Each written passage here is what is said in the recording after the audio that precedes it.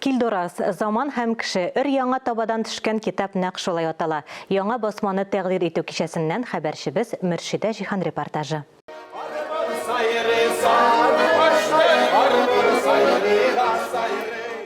Ширки Килдорас авылының мәдәният йортына килүче кунакларны әнә шулай гармуннар сайратып каршыла җирле үзешчәннәр. Ул арада халык та җыелды, кунаклар да түрдә. Ширки Килдорас авылы җирлегендә дини тәрбия бик борынгыдан килә. Шуңа да Килдорас имамнары тарихына аерым бүлекчә багышланган. Шулай ук Татарстан күләмендә танылган Шәриф Хөсәенов, Вахид Хаков һәм башка бик күп шәхесләр турында язмалар урын алган. Әле күпмесе китап туплаучы Рәшид Фәсхетдинов тарафыннан барланган. Алар арасында очкычлар конструкторы Рим Әхмәдуллин, ел кешесе буларак танылган хирург Илдус Гомәров та бар. Менә һәрбер адам баласының ни өчен бу дөньяга килгән дигән сорауга күп кешеләр җавап таба алмыйлар. Мин дә шуның өчен сорау үземә үзем бирдем. Аның җавабын әле бүген дә белгәнем юк. Шуңа күрә уй килеп төште, шәҗәрә ясарга әти ягыннан.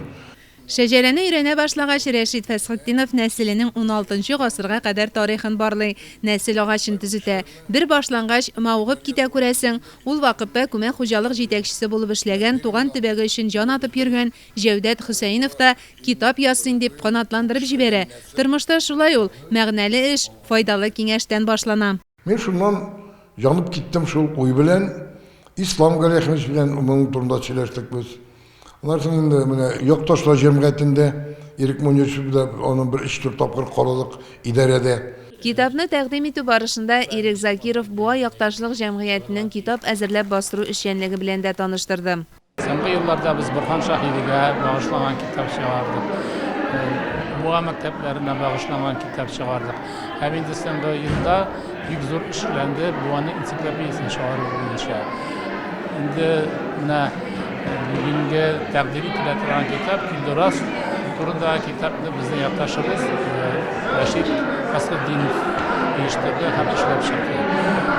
Ул аның үз гаиләсе генә турында түгел, китапның бәясе, кадере шундадыр.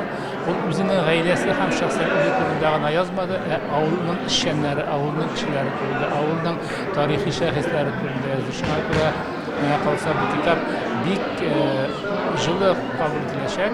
Китапның төп авторы Илшат Хәлиуллин Буа ягы авыллары тарихы белгеченә әверелде дисәк тә ялгышмабыз. Килдоразга кадәр Әлки авылы турында язган иде. Гомумән шушы төбәккә багышланган җыенысы дистәгә якын китап авторы.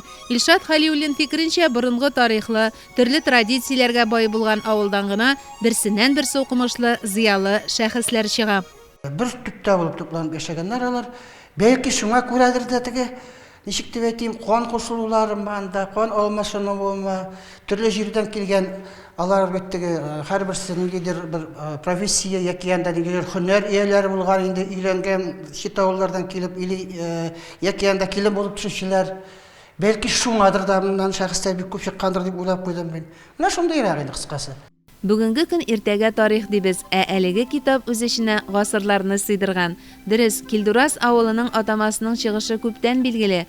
Ул нигез салучы кеше исеменнән алынган.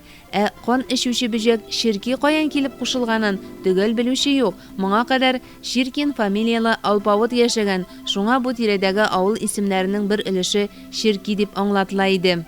Помещик алпавыт белән монда бәйләнеш була алмый. Бу фараз гына иде, мин аны кабул итмәдем. Шуңа күрә Ширкин сүзе ул кабила исеме, рух исеме дип уйлыйм. Ул рух исеме бәлки бәйле булгандыр. Менә монда җирәк түгел генә Касыйм ханлыгы булган безнең, Нугай урдасы булган. Бәлки Нугайлар белән мөнәсәбәт булгандыр. Әйтер сүзем бар дип аталган бүлекчә Мәхсүмә Галиева көндәлекләренә нигезләнеп язылган. Ләкин авыл тарихын тирәнтен язу өчен әлбәттә фәнни җирлек кирәк.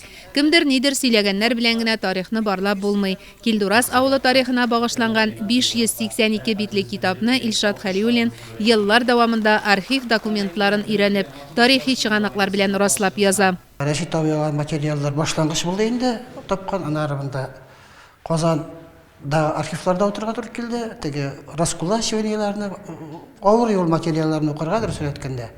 Килдурас авылы белән бергә халкыбыз язмышын чагылдырган әлеге китап киләчәк буын өчен тарихи дәреслек. Шуңа да беренче итеп китаплар балаларга бүләк ителде. Вакыт тиз уза. Тарихи izler, tarixi şunday heykeller bulmasa kitap, bütün türlü icadi işlerime biz milletimizin tarihinden aşağırak bilir iyilik gibi. Şuna göre bir ehemmiyetli, bir kirekli, bir urunlu bugünkü şarabı sanırım.